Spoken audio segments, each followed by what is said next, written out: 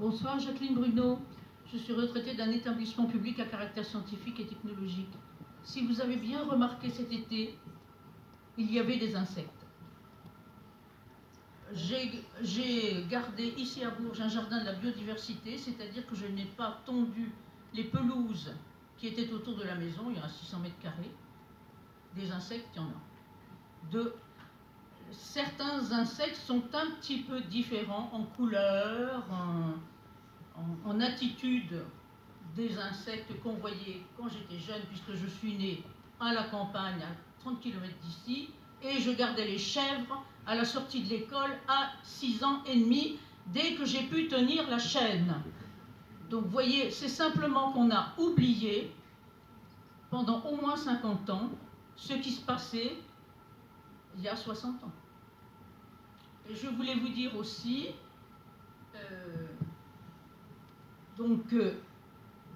la permaculture, c'est effectivement une des attitudes qu'il faut avoir pour respecter le sol. Tous les scientifiques en sont infiniment conscients. Seuls les agriculteurs ne sont pas conscients. Je pense que ce que vous dites, effectivement, aujourd'hui on a perdu le bon sens. En fait, il y avait du bon sens avant et aujourd'hui il faut réapprendre. Les insectes, alors il y a des insectes un petit peu partout. Après, j'étais pas à Bourges, je sais pas, je pense que c'est pire, que la situation est pire, parce que depuis que je suis en retraite ici à Bourges, j'ai essayé de discuter avec pas mal de gens, je me suis informée dans beaucoup de réunions. Je suis en particulier allée aux réunions de la PAC qu'il y a eu il y a plusieurs années, 5-6 ans.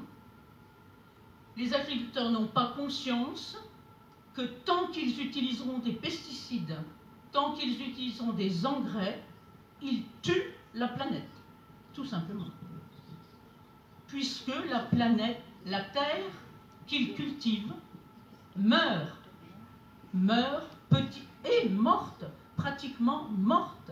C'est la raison pour laquelle il faut absolument revenir à la permaculture. Je peux vous dire que j'ai eu toutes sortes de plantes, de fleurs sur mon terrain qui n'est pas très grand. Les plantes qui étaient en pot séchaient cet été. J'ai coupé les plantes qui étaient poussées dans la pelouse.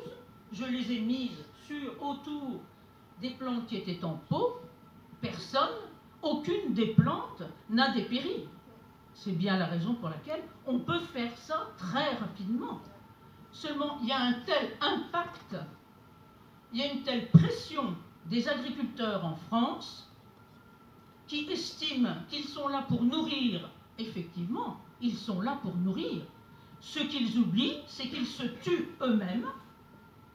Ils se tuent eux-mêmes en épandant ce qu'ils épandent, parce que ce qu'ils ignorent, c'est que ça n'est pas la molécule de pesticide elle-même qui est toxique, mais tout ce qu'il y a autour pour enrober la molécule qui est toxique. Et c'est vrai à la fois pour les engrais, c'est vrai à la fois pour les pesticides, c'est vrai à la fois pour les graines, puisque les graines qu'on a eues cette année j'ai acheté des graines, elles n'ont rien donné du tout. C'est-à-dire qu'on était revenu au stade Terminator que nous avons connu dans les années 90. Madame, avec plaisir que vous pourrez nous raconter aussi, nous faire ce témoignage de ce que vous voyez, de ce que vous vivez. Si ça ne vous dérange pas, on essaie de profiter des 20 dernières minutes pour essayer de faire circuler un petit peu la parole. Et puis ensuite, on aura un peu de temps encore pour pouvoir échanger. Merci pour votre témoignage.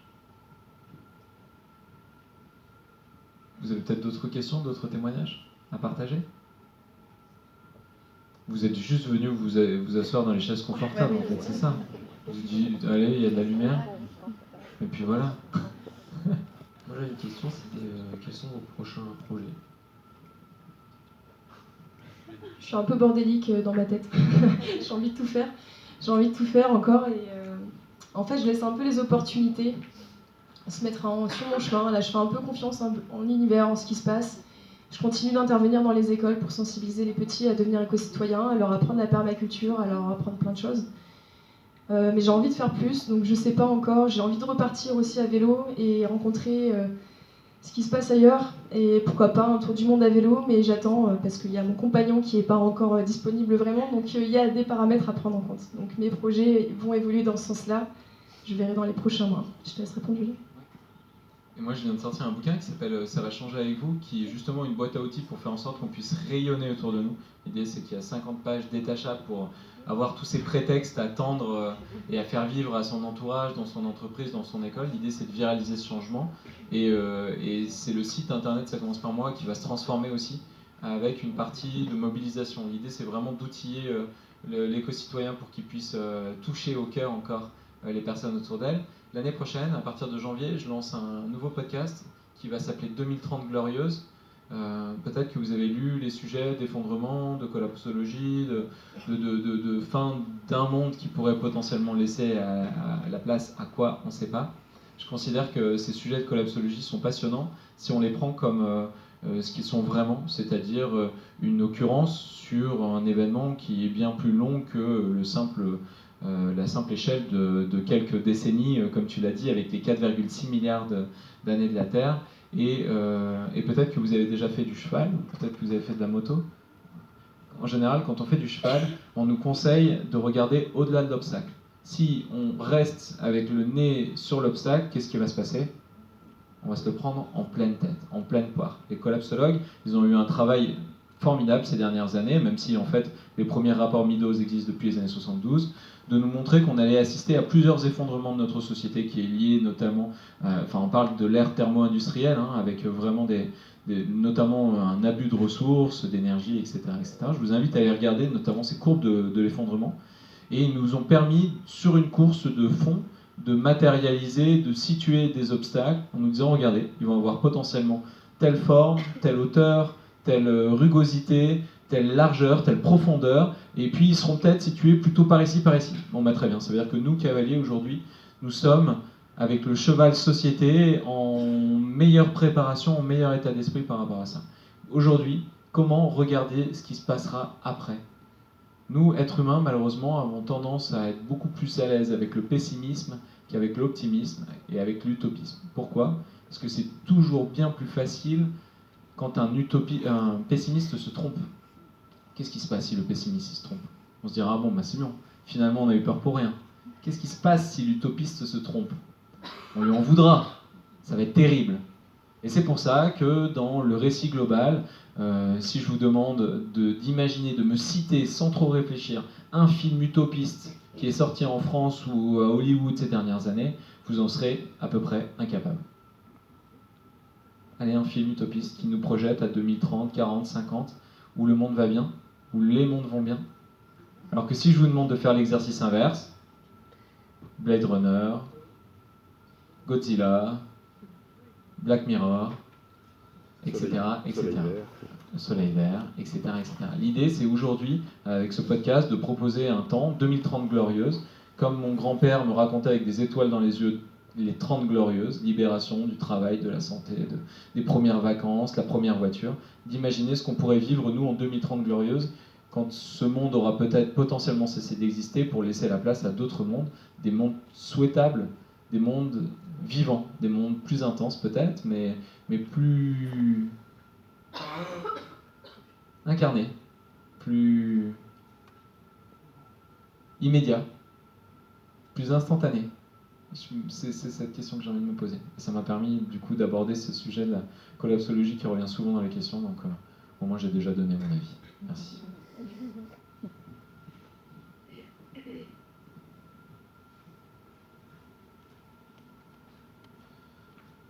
Au niveau des solutions pour limiter sa production de déchets à l'échelle du coup individuelle, dans le cas de nous, du coup, habitants d'une ville, du coup, est-ce que vous pourriez nous en citer, s'il vous plaît ?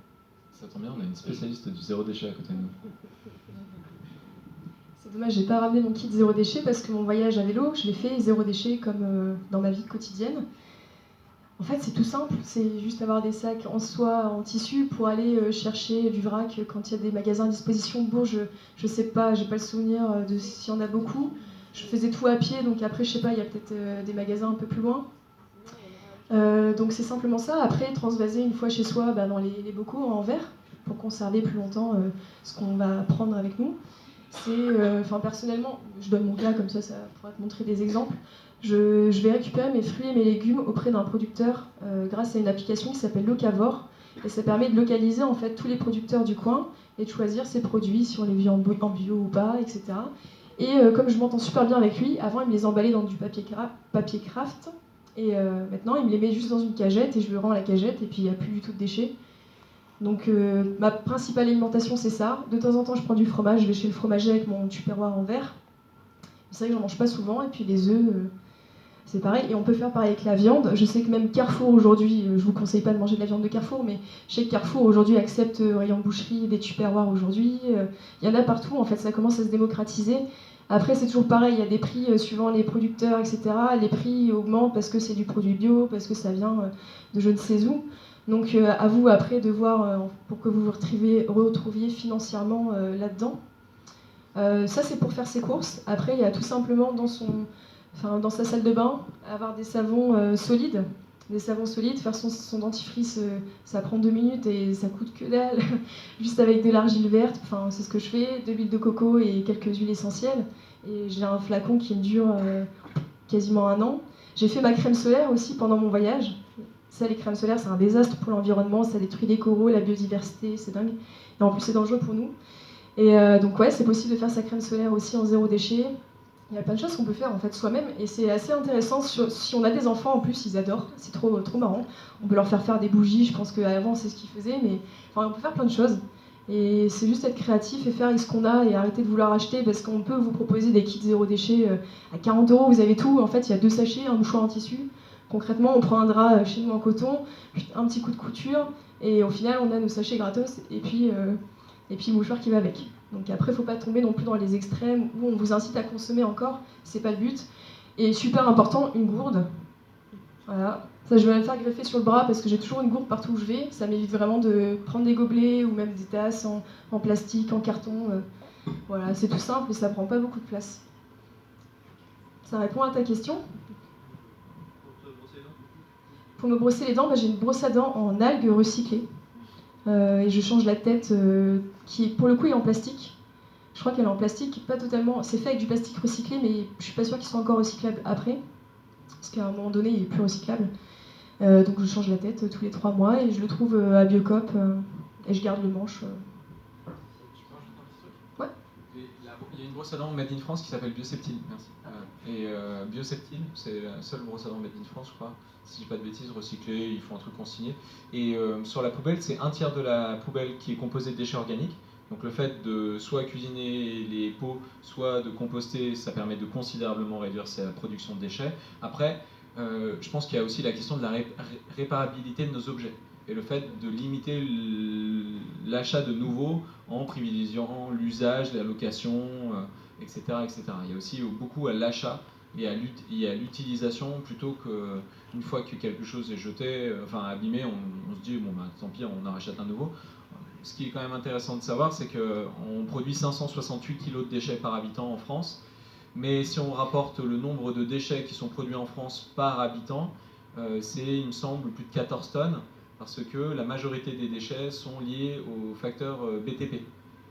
Donc, si jamais à un moment dans notre vie se pose la question de se construire une maison, de la rénover, etc., il y aura aussi un gros axe par rapport à ça, sans compter tout ce qui est bâtiment public ou de grandes entreprises où là on n'est pas trop lié, mais ce qui peut du coup nous donner envie de rejoindre un mouvement qui s'appelle Super Local, qui vient d'être lancé assez récemment et qui nous permet de lutter contre des projets de grande ampleur qui bétonisent et qui continuent à porter atteinte à la place de la nature en France. Ils ont toute une carte avec la géolocalisation de toutes les luttes. Avant, c'était Notre-Dame-des-Landes, mais en fait, il y en a des dizaines et des dizaines partout sur le territoire, des projets comme ça. Là, la dernière bonne nouvelle qui est tombée, c'est aujourd'hui, c'est où déjà? J'ai oublié, à Dijon, je crois. À Dijon, il y a eu un projet de... Ouais, c'est ça, voilà. Est-ce que vous avez d'autres questions? Des partages? Souvent, c'est intéressant ces moments, parce que les gens ne se connaissent pas forcément, ils portent des initiatives intéressantes, parce que vous connaissez une ressourcerie, parce que vous êtes membre d'un Repair Café, parce que... Et donc, n'hésitez pas à le partager, parce que derrière, vous pouvez vous identifier dans la salle et dire « Ah mais attends, ça me fait penser, j'aimerais bien ». Donc si vous êtes membre d'une association qui milite pour un supermarché coopératif ou une monnaie locale complémentaire, si vous êtes référent d'Enercop ou de la NEF, j'en sais rien. Vous voyez ce que je veux dire? Si vous êtes bénévole chez Zero Waste France, si vous avez... Bref. N'hésitez pas à le partager, parce que d'autres personnes pourront peut-être venir vers vous pour concrétiser le passage à l'action, en espérant que nous ayons donné envie d'accélérer ce passage à l'action, parce que en fait vous êtes déjà, que vous le vouliez ou non, passé à l'action, parce que vous avez tous acheté d'occasion, parce que vous avez déjà tous pris un train ou le bus, ou mangé une tarte au poireau, je dis n'importe quoi. Et donc n'hésitez pas à vous connecter sur ces sujets. Bah oui, une tarte au poireau c'est végétarien, c'est pas bon? Putain, mais j'adore ça. Oui, madame. Il y a un site national sur l'obsolescence des matériels. Oui. Ça s'appelle Halte à l'obsolescence programmée. Et ils ont fait une boutique des produits durables qui s'appelle Produits durables avec DS. Aussi, vous avez raison. De quoi vous êtes fiers alors? Qu'est-ce que vous voulez nous partager? On a encore un peu de temps, ensemble. 5 minutes. Les 5 minutes des fiertés. J'essaie de donner la parole à d'autres personnes, madame, si vous me permettez. Et si d'autres mains ne se lèvent pas, je repasse le micro. J'ai un grand projet national, c'est pas grave. Tant pis, c'est pas grave. Les projets nationaux. J'essaie de distribuer la parole, mais je reviens vers vous. Donc, moi, ce que je voulais juste partager, c'était par rapport à Noël, les emballages cadeaux, qui pour moi, voilà, c'est fini, j'en fais plus. Maintenant, c'est dans du tissu. La technique du furoshiki japonais, c'est ça? Voilà, c'est ça. Mais je trouve ça génial et vraiment, j'essaye d'encourager tout le monde à faire comme ça. C'est original, joli, facile. Enfin, voilà. C'est une idée pour Noël.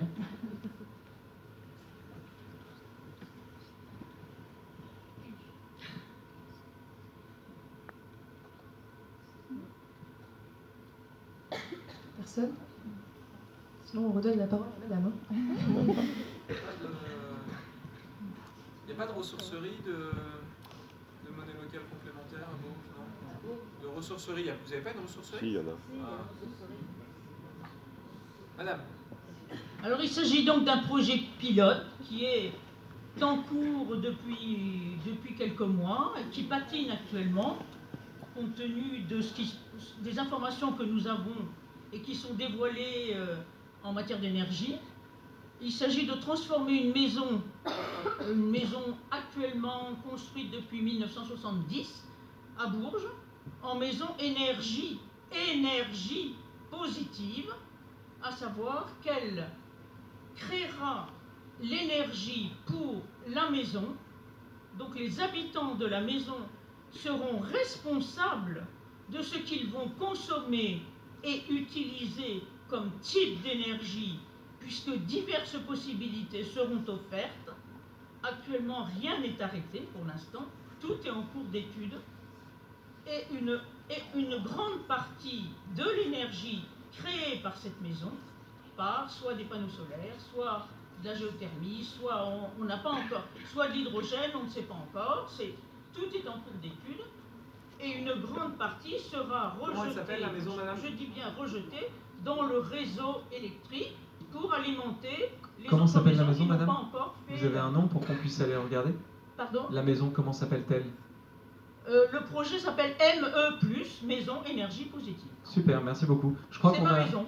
C'est votre maison? Ah, Et elle bravo. est située, si quelqu'un veut venir la visiter, 31 rue du Commandant Malbert à Bourges.